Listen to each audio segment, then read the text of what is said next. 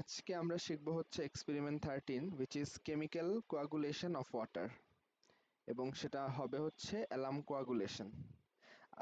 আচ্ছা, ফার্স্টে আমরা জানি যে কোয়াগুলেশন কেন করে। কোয়াগুলেশন করে হচ্ছে, ধরেন এই যে পানিটার মধ্যে বিভিন্ন ধরনের পদার্থ, হ্যাঁ, বা বিভিন্ন ধরনের সাবস্টেন্স ভাসমান আকারে আছে। এখন আপনি কিছু অ্যাপ্লাই করলেন, অ্যাপ্লাই করার পর এগুলা একটা একটার সাথে দানা বাঁধতেছে, দানা বেঁধে যখন ভারী হয়ে যাচ্ছে, ভারী হয়ে নিচে নিচে জমাট বাঁধতেছে। হ্যাঁ, তাহলে ফার্স্টে এরকম ছিল, আপনি একটা কেমিক্যাল অ্যাড করলেন, তারপর প্রত্যেকটা পার্টিকেল আশেপাশের পার্টিকেলের সাথে জমাট বেঁধে বড় বড় দানা হলো, দানা হয়ে আস্তে আস্তে দেখেন এখানে কেমন ছিল, এখানে দানা হচ্ছে, এবং এই দানাটার ওয়েট অবশ্যই বেশি, আগে হালকা ছিল ভেসে থাকতে পারতো, এখানে বড় হয়ে গেছে, অবশ্যই এটা ভেসে থাকতে পারবে না, কিছুক্ষণ পর জমা হয়ে যাবে। এই যে জিনিসটা অধক্ষিপ্ত হলো, এই প্রসেসটা হচ্ছে কোয়াগুলেশন। ঠিক আছে, কোয়াগুলেশন। কোয়াগুলেশনটা কিভাবে হয় সেগুলো আমরা এই ডিসকাশনে থাকবে লাস্টের পার্টে। এখন যে এখানে এটা বলতেছে অ্যালাম কোয়াগুলেশন, আমরা সবাই ফিটকিরি নাম শুনছি। পানি বিশুদ্ধ করতে আমরা ফিটকিরি ইউজ করি। কি করি? ফিটকিরি দিয়ে দিই, পানিটা অস্বচ্ছ পানিটা স্বচ্ছ হয়ে যায়। তখন কি হয়, আপনি যখন ফিটকিরি দেন তখন এই পার্টিকেলগুলো, ভাসমান পার্টিকেলগুলো একটা আরেকটার সাথে বন্ড ফর্ম করে, জমাট বাঁধে, বেঁধে যখন একা হালকা ছিল, চার পাঁচটা যখন একসাথে দলা বেঁধে যায়, তখন অবশ্যই সে কিছু ভারী হয়ে যায়, এই ভারীটা আস্তে আস্তে অধক্ষিপ্ত হয়ে নিচে পড়ে যায়। ঠিক আছে, এটা হচ্ছে ফিটকিরির কাজ। তো দেখি, তাহলে আমরা পড়বো হচ্ছে আজকে অ্যালাম কোয়াগুলেশন। অ্যালাম কোয়াগুলেশন ফার্স্টে ইন্ট্রোডাকশনটা কি বলতেছে, chemical coagulation is a treatment method widely used for removal of small sized particle and colloidal impurities of or from water। তার মানে এই যে স্মল সাইজড পার্টিকেল গুলাকে রিমুভ করার জন্য এই কেমিক্যাল কোয়াগুলেশনটা ওয়াইডলি ইউজ করা হয়, বুঝতে পারছেন? এবং এই ইম্পিউরিটিটা কলোয়েডাল ইম্পিউরিটি হতে হবে। ঠিক আছে, surface water generally contains a wide variety of colloidal impurities that may cause water to appear turbid and may impart color in the water। এখানে বলতেছে সারফেস ওয়াটারটা মানে যেহেতু সারফেসেই থাকে, সো এটাতে বিভিন্ন ধরনের কলোয়েডাল ইম্পিউরিটি এসে যুক্ত হয়। এই ইম্পিউরিটির কারণে পানিটা কিছু ঘোলা হয় এবং কালারটা কিছু অস্বচ্ছ বা অন্য কালার হয়। হ্যাঁ, ট্রান্সপারেন্ট কালার হয় না।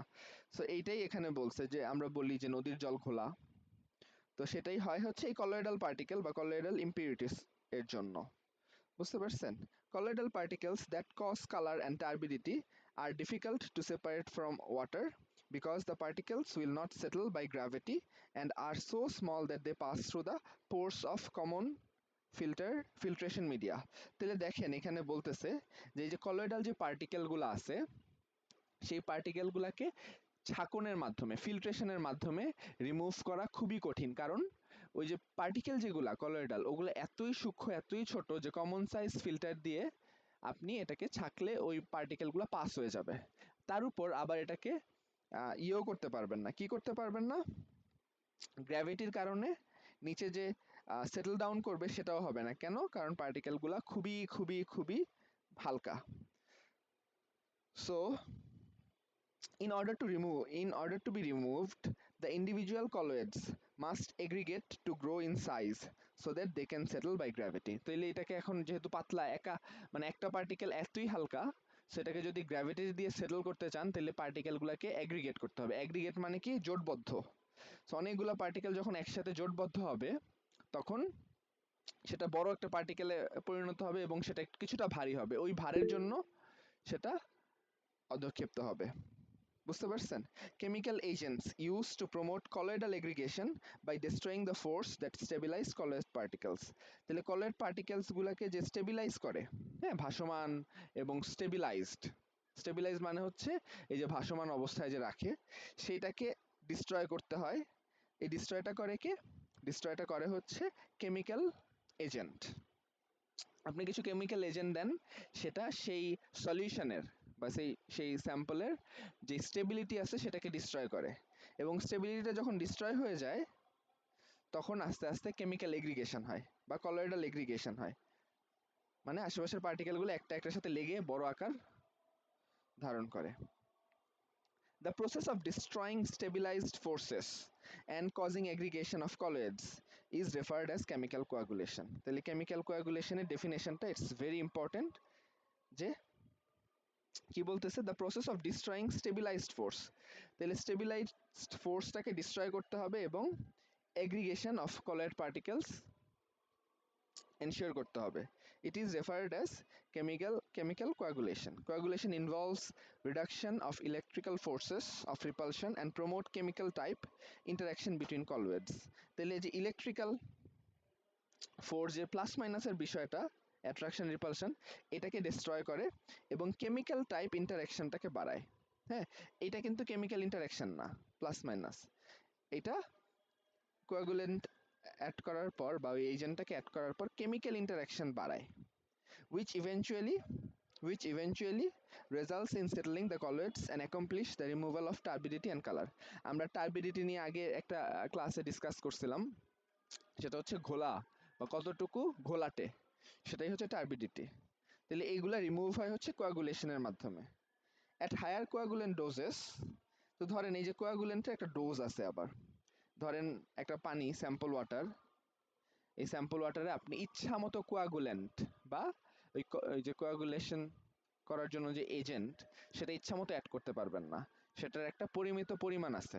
পরিমিত পরিমাণের চেয়ে যদি বেশি হয়ে যায়, যেমন আপনি যদি অনেক ফিটকারি পানির মধ্যে দিয়ে ফেলেন, তাহলে কি হয় সেটাই বলতেছে। At higher coagulant doses charge reversal is possible which may result in resuspension of the colloids. তার মানে আবার পুনরায় ভাসমান হয়ে যাবে যদি আপনি প্রচুর মাত্রায়, ডোজের বেশি মাত্রায় আপনি যদি কোয়াগুলেন্ট ইউজ করেন। Hence optimum coagulant doses are determined through laboratory model tests where the water to be treated are subjected to a range of doses of coagulant and the removal of efficiencies are observed. তার মানে ডোজটা আসলে কত হবে সেটা ল্যাবরেটরিতে test করা হয়। কিভাবে টেস্ট করে? বিভিন্ন স্যাম্পল থাকে এবং ওগুলোতে বিভিন্ন মাত্রায় কোয়াগুলেন্ট অ্যাড করা হয়। সো বিভিন্ন মাত্রায় কোয়াগুলেন্ট অ্যাড করার পরে দেখা হয় যে কোনটায় আসলে কি হচ্ছে, কি চেঞ্জ হচ্ছে এবং কোনটা ইফেক্টিভ, সেই মাত্রাটা তারপর ট্রান্সমিট করে দেওয়া হয়, সেই মাত্রাটা জানায় দেওয়া হয়, সেটাই আমরা ইউজ করি। Many authors term coagulation to describe the process by which the charged particles is destroyed and the term flocculation to describe the aggregation of particles into larger units. তার মানে দেখেন কোয়াগুলেশনে আমরা একটু আগে যেটা বললাম, ফার্স্টে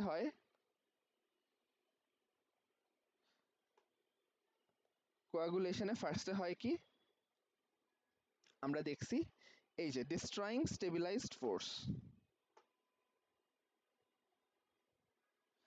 তাইলে ডিস্ট্রয়িং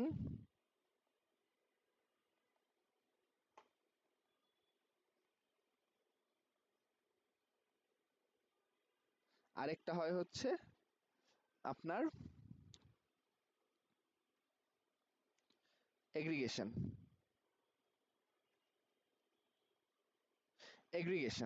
তাইলে এইটাকে বিভিন্ন অথর এই পার্টটাকে কোয়াগুলেশন বলে আর এইটাকে ফ্লকুলেশন বলে, ঠিক আছে? সেটাই এখানে বলতেছে। The most common coagulants used in water and wastewater treatment is aluminum and ferric salts such as alum, ferric chloride and ferric sulfate. এই জিনিসটা একটু খেয়াল রাখবেন যে কমন কোয়াগুলেন্টটা কি। কোয়াগুলেন্টটা সাধারণত অ্যালুমিনিয়াম, ফেরিক ক্লোরাইড এগুলোর সংমিশ্রণ, মানে অ্যালাম, ফেরিক ক্লোরাইড আর ফেরিক সালফেট। সো এই জিনিসটা একটু মাথায় রাখবেন।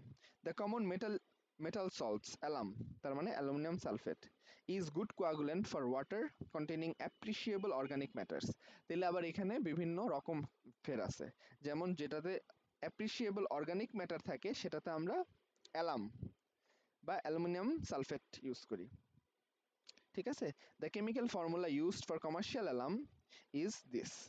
এটা খুবই খুবই ইম্পর্টেন্ট। অ্যালামের ফর্মুলা অ্যালুমিনিয়াম সালফেট আর 14 অণু পানি, অ্যালুমিনিয়াম Al2SO4 3 আর 14 অণু পানি, ঠিক আছে, H2O 14H2O। তাহলে এইটা হচ্ছে আমার ফিটকিরির বা অ্যালামের formula. Once dissolved in water, aluminium forms hydroxo complex. তাহলে এইটা যখন পানিতে ডিজলভ হয়ে যায় তখন হাইড্রক্সো কমপ্লেক্স ফর্ম করে, সাচ অ্যাজ অ্যালুমিনিয়াম অক্সাইড, এগুলো বিভিন্ন রকমের aluminium oxide. As well as a result pH of water is lowered. তার মানে এগুলার কারণে পানির পিএইচটা কমে যায়। Specially if alkalinity of water is low, theoretically, আচ্ছা, যদি লো হয় তখন পানির পিএইচটা কমে যায় এগুলার কারণে।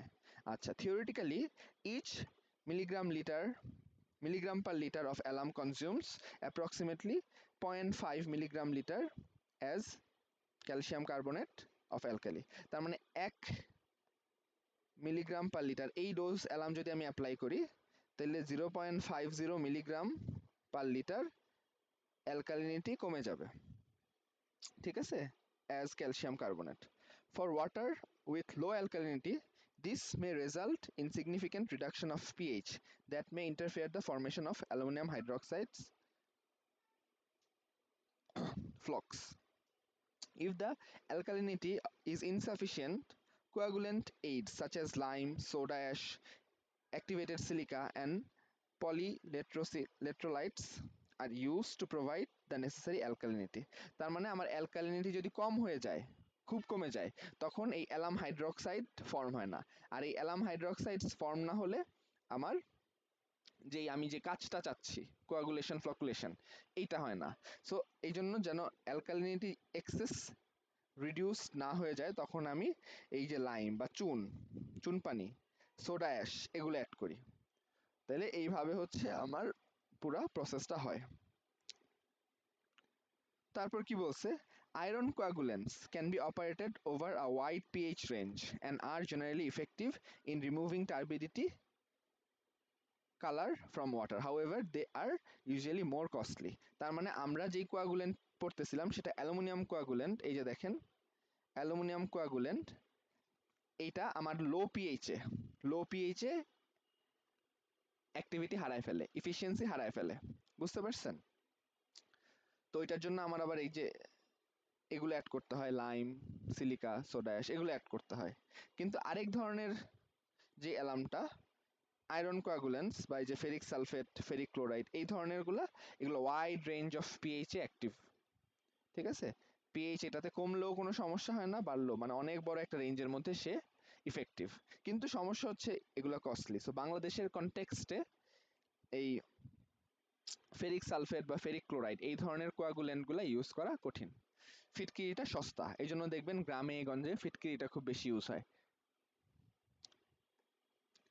আচ্ছা, তারপর দেখেন এটা হচ্ছে রিয়াকশন। দেখেন ফার্স্টেই হচ্ছে আমার এই অ্যালামটা ভেঙে আয়োনাইজড হয়ে যায়। এই আয়নগুলা পানির বিভিন্ন ইয়ের সাথে বিক্রিয়া করে এই যে হাইড্রোক্সাইড, মানে এই যে এগুলো ফর্ম করে, ঠিক আছে, এই যে একই জিনিস। তো এইগুলাই আমার মেইনলি এই কোয়াগুলেন্ট হিসাবে কাজ করে। কোয়াগুলেন্ট কি, এদের সাথে আরো পার্টিকেল অ্যাড হয়ে হয়ে ভারী হয়ে সেটা অধক্ষিপ্ত হয়ে যায়, প্রেসিপিটেট হয়। আচ্ছা, এখন দেখি এনভায়রনমেন্টাল সিগনিফিকেন্স কি। So besides effective removal of turbidity and color, coagulation with alum and ferric chloride or ferric sulfate is also widely used for removal of heavy metal ions. তার মানে টার্বিডিটি আর colour এই দুইটা তো যাই, সাথে আরো কিছু যায়। কি যায়? হেভি মেটাল আয়নস বা ভারী ধাতু যদি থাকে সেগুলোও রিমুভ হয়। In this process heavy metal ions are primarily removed by absorption and subsequent precipitation. তার মানে অ্যাবজর্পশনের মাধ্যমে, হ্যাঁ, অভিস্রাবণ বা ইয়ের মাধ্যমে ভারী ধাতুগুলা রিমুভ হয়। And onto coagulation flocs of metal hydroxide. তার মানে যদি একবারে পড়ি, অ্যাবজর্পশন অনটু কোয়াগুলেটেড ফ্লক্স, তার মানে ওই যে ফ্লকগুলা হয়, মানে ওই যে একটার সাথে যুক্ত হয়ে যে ফ্লকগুলা, মানে একটা দলা যে হয়, এই দলার মধ্যে ভারী ধাতুগুলা যুক্ত হয়ে যায়। ঠিক আছে, এই যুক্ত হয়ে যায় এবং এগুলা গ্র্যাভিটির জন্য আস্তে আস্তে নিচে চলে যায়। বুঝতে পারছেন? তো এইভাবে জিনিসটা রিমুভড হয়। তারপর আসি এখানে coagulation with alum and ferric chloride or sulfate is being successfully used for removal of arsenic from water. তাহলে এই যে আর্সেনিক যদি থাকে তখন আমরা ফিটকিরি ইউজ করলে আমাদের আর্সেনিক থেকে পরিত্রাণ পাবো। তাহলে প্রিন্সিপালটা কি? Treatment of water by coagulation involves determination of optimum dose of coagulant by jar test. তার মানে জার টেস্ট করে, জার টেস্ট কি, আমরা বিভিন্ন জারে বিভিন্ন মাত্রায় কোয়াগুলেন্ট, ওই যে ফিটকিরি অ্যাড করব, ফিটকিরি অ্যাড করে অবজার্ভ করব কি হচ্ছে। তাহলে এই যে বিভিন্ন জারে আমরা এই টেস্টটা করতেছি, সেজন্য এটাকে জার টেস্ট বলে। ঠিক আছে, তাহলে এই জার টেস্টের মাধ্যমে আমরা কি অপটিমাম ডোজ বা পরিমিত মাত্রাটা বের করতে পারি। Secondly, determination of power input for the flocculator. Flocculator মানে হচ্ছে ফ্লোকুলেশন বা দলা পাকাইতে যেটা সাহায্য করে। এই ফ্লোকুলেটরটাকে মানে কি ঘুরায়, হ্যাঁ, মানে মানে মিশ্রণের মতো স্টিয়ারার বা এটাকে ঘুরায়। তো এইটার অপটিমাম পাওয়ার কোন মাত্রায় মিশাইতে হয় সেটাও আমরা ডিটারমাইন করব এই টেস্টে। বুঝতে পারছেন? In the class jar test to determine the optimum coagulant doses will be carried out. It is important to determine the optimum dose to avoid charge reversal. তার মানে আমি বলছি যে অপটিমাম ডোজের চেয়ে যদি বেশি হয়ে যায় তখন চার্জ রিভার্সাল হয়।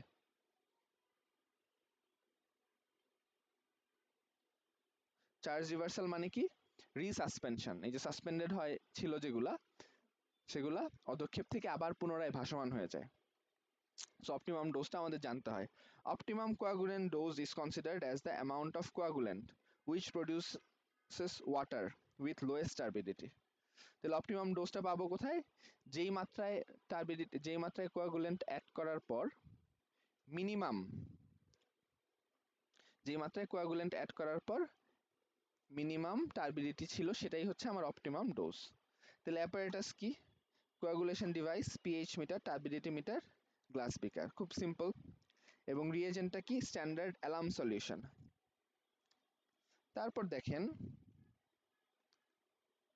ফার্স্টে কি বলছে? Determine the pH turbidity of the water to be treated. ফার্স্টে স্যাম্পলের পিএইচ আর টার্বিডিটিটা মেপে নেবেন। You may be instructed to determine the color and arsenic concentration of the water to be treated if removal efficiencies of these parameters are to be determined. তার মানে আমি বলছিলাম যে কোয়াগুলেশনের ফলে পিএইচ, টার্বিডিটি এগুলো তো যাই, সাথে আমার কালার, আর্সেনিক কনসেন্ট্রেশন এগুলোরও চেঞ্জ হয়। সো যদি ওগুলাও ট্রিট করতে চান তাহলে ফার্স্টে সব কিছু আগে মেপে নেবেন, মেপে নোট ডাউন করে নেবেন। তারপর fill 6, এই যে 6টা 100 ml beakers each with 50 ml water to be treated, মানে 6টা জার আপনি জারে স্যাম্পল ইয়ে করবেন 500 ml করে। তারপর বলছে add required coagulant to each beaker। তার মানে এখন এই যে কোয়াগুলেন্ট অ্যাড করবেন 6টা বিকারে। Mix the sample in the beaker with the help of stirring device. এই যে নাড়ুনি দিয়ে আপনি মিক্স করবেন। সাবজেক্ট কোথায় যেন ছিলাম? Subject the samples to 1 minute of rapid mixing followed by 15 minutes of slow mixing। তার মানে ফার্স্টে আপনি র্যাপিড মিক্সিং করবেন 1 মিনিট, তারপর স্লো মিক্সিং করবেন 50 মিনিটস, এবং এটা হবে পিএইচ 100 আরপিএম, মানে 100 রোটেশন পার মিনিট। এই মাত্রায় মিক্সিংটা করবেন। বুঝতে পারছেন? তারপর বলতেছে হচ্ছে allow the flocks to settle down about 15 minute. তার মানে এই যে ফ্লক বা দলাগুলা যে পাকাবে সেটা 15 মিনিট ধরে আপনি সেটেল ডাউন করার টাইম দিবেন, মানে তখন নাড়াবেন না, নাড়াইলে তো আর সেটেল ডাউন করবে না। Observe the characteristic of the flocs and settling rates. তার মানে সেটেলিং রেট কি কি মানে রেটে সেটেল ডাউন করতেছে সেটা দেখবেন এবং ফ্লকের পরিস্থিতি বিবেচনা করবেন। কালেক্ট দ্য সুপার সুপারনেট, এখানে কি ভুল লিখলো নাকি, supernatant from each beaker and measure the pH turbidity of each. তার মানে এই যে স্যাম্পলগুলার আপনি পিএইচ টার্বিডিটি আবার মেজার করবেন। You may be instructed to measure, যদি আগে কালার আর্সেনিক এগুলোও মেপে থাকেন তাহলে এই প্রসেসের পরে আবার কালার আর্সেনিক মাপবেন, দেখবেন কোনটাতে কালার বা আর্সেনিক কম হয়েছে। তারপর plot the pH versus alarm dose graph. তার মানে ধরেন এই সাইডে ডোজ আর এই সাইডে পিএইচ, এটা ইয়ে করবেন।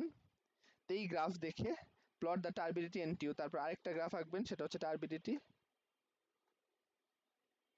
এনটিইউ ইউনিটে আমরা শিখছি টার্বিডিটি ইউনিট এনটিইউ, আর এটা হচ্ছে ডোজ। এগুলা দেখবেন, এগুলা থেকে যেইটাতে লোয়েস্ট টার্বিডিটি হবে সেই ভ্যালুটাই সেটাই হবে অপটিমাম ডোজ। ধরেন এরকম যদি হয়, হ্যাঁ ধরেন এরকম হইলো, তার মানে মিনিমাম হয়েছে কোথায়, এই যে এই পয়েন্টে, তাই না, এই যে এই পয়েন্টে মিনিমাম হয়েছে, তাহলে এইটা হচ্ছে আমার এই ডোজটা হবে অপটিমাম ডোজ। বুঝতে পারছেন, এটা কিছু না। হ্যাঁ, এভাবে করে আপনারা অপটিমাম ডোজটা বের করবেন। এই হচ্ছে আমার পুরো অ্যাসাইনমেন্ট। এখন আসি হচ্ছে পুরো এক্সপেরিমেন্ট। এখন আসি হচ্ছে অ্যাসাইনমেন্টসে। অ্যাসাইনমেন্টে কি বলতেছে, what is charge reversal, when and why it happens. তাহলে চার্জ রিভার্সাল কি, অপটিমাম ডোজের চেয়ে বেশি মাত্রায় যদি আপনি কোয়াগুলেন্ট অ্যাড করেন তখন রিসাসপেনশন হয়, ফার্স্টে অধক্ষিপ্ত হয়ে আবার এটাকে পুনরায় মিক্স হয়ে যায়। তাহলে এইটাই হচ্ছে চার্জ রিভার্সাল। কখন হয়, যখন আপনি মাত্রার চেয়ে বেশি ইয়ে করেন। চার্জ রিভার্সাল ডেফিনেশনটা আমরা একটু আগে পড়ছি ওখানে, হ্যাঁ দেখে নেবেন। Why addition of alum may result in a drop in pH. Discuss the effect of alum dose on pH from the experiment result. তার মানে আমি দেখেন একটু আগেই বলতেছিলাম যে কেন pH ড্রপ করে, সেটা আছে আমাদের এই যে এই জায়গাগুলোতে, হ্যাঁ এগুলো আছে। সো পিএইচ ড্রপ করে কেন, এগুলো আপনি অ্যান্সার করতে পারবেন। তাহলে এই ছিল মোটামুটি আপনার এক্সপেরিমেন্ট টোটাল। মোটামুটি ভিজুয়ালাইজ করা গেছে। আমরা হচ্ছে কি করছি, জার টেস্ট করছি। জার টেস্ট মানে এই যে 6টা স্যাম্পল ওয়াটারের মধ্যে বিভিন্ন মাত্রায় আমরা অ্যালাম অ্যাড করছি, অ্যালাম অ্যাড করে কোয়াগুলেশন ফ্লকুলেশন করছি, এবং ওই যে এক ধরনের নাড়ুনি দিয়ে, মেশিন নাড়ুনি দিয়ে আমরা এটাকে নাড়াইছি 40 আরপিএম। হ্যাঁ, আরপিএম মানে কি, এত রোটেশন পার মিনিটে 40 বার করে ঘুরছে। তো ওরকম করে করে আপনি ফার্স্টে র্যাপিড মিক্সিং করছেন, তারপর স্লো মিক্সিং করছেন, তারপর 15 মিনিট টাইম দিছেন প্রিসিপিটেট করার জন্য, সেটেল ডাউনের জন্য। তারপর এটাকে অবজার্ভ করছেন, সেটেলিং রেট বা এইসব অবজার্ভ করছেন। তারপর পিএইচ, টার্বিডিটি বা আর্সেনিক এগুলো মেজার করলেন, করে আপনারা হচ্ছে একটা গ্রাফ আঁকবেন। এই গ্রাফে যে মিনিমাম ভ্যালুটা হবে সেটাই হচ্ছে আমার অপটিমাম ডোজ। ঠিক আছে, অপটিমাম ডোজ আমার টার্গেটই ছিল, কিন্তু যে ডিটারমিনেশন অফ অপটিমাম ডোজ ল্যাবরেটরিতে এটাই করে।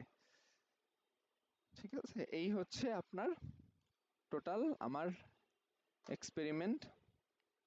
আশা করছি আপনারা ভিজুয়ালাইজ করতে পারছেন। আমাদের জানতে হবে যে স্যার গ্রাফটা কি নরমাল গ্রাফ? নর্মাল গ্রাফ, হ্যাঁ কোনো লগ লগ বা কোনো গ্রাফ না। তো আশা করি ভিজুয়ালাইজ করতে পারছেন কি হচ্ছে এখানে। এক্সপেরিমেন্টটা আমরা সাধারণত আর্সেনিকটা আমরা ইউজ করি না, কারণ আর্সেনিকের ভ্যালু একদমই থাকে না। আর্সেনিকের ভ্যালু যদি থাকতো তখন আর্সেনিক সহ এই টেস্টটা করা যাইতো। সো আমরা বেসিক্যালি আমরা যেটা দেখি চোখে টার্বিডিটি, সেটা দিয়ে এই গ্রাফটা করে ফেলি। বুঝতে পারছেন? তো এই ছিল মোটামুটি এই এক্সপেরিমেন্ট। স্যার আর্সেনিক পানি যদি আমরা ব্যবহার করি তাহলে কি টেস্টটা করা যাবে? আর্সেনিক অবশ্যই যাবে। আর্সেনিক যদি থাকে একটা মানে উল্লেখযোগ্য মাত্রায়, তখন আপনারা এই টেস্ট করে ওখানেও আপনার অপটিমাম ডোজ বের করতে পারেন। বুঝতে পারছেন? আর্সেনিক ভার্সেস, তখন এই যে আর্সেনিকের কনসেন্ট্রেশন ভার্সেস এই যে এরকম একটা গ্রাফ হবে। এই সাইডে আর্সেনিক আর এই সাইডে হচ্ছে ডোজ। ধরেন এরকম হবে, বুঝতে পারছেন? এই যে ধরেন এরকম হইলো, হ্যাঁ উল্লেখযোগ্য মাত্রার চেয়ে যদি অপটিমামের চেয়ে বেশি হয়ে যায় তখন আবার অন্যরকম হয়ে যায়। তো তখন এই যে এই ভ্যালুটা নেবেন, কমছে কোথায়, এই যে এখানে কমছে, তার মানে এইটাই হবে আমার অপটিমাম ডোজ। ঠিক আছে, এই এক্সেসের ডোজ, ডোজ মানে হচ্ছে মিলিগ্রাম পার লিটার, এই এককে ডোজটা থাকবে। তো এইভাবেই হচ্ছে আমরা এই পুরো এক্সপেরিমেন্টটা করব।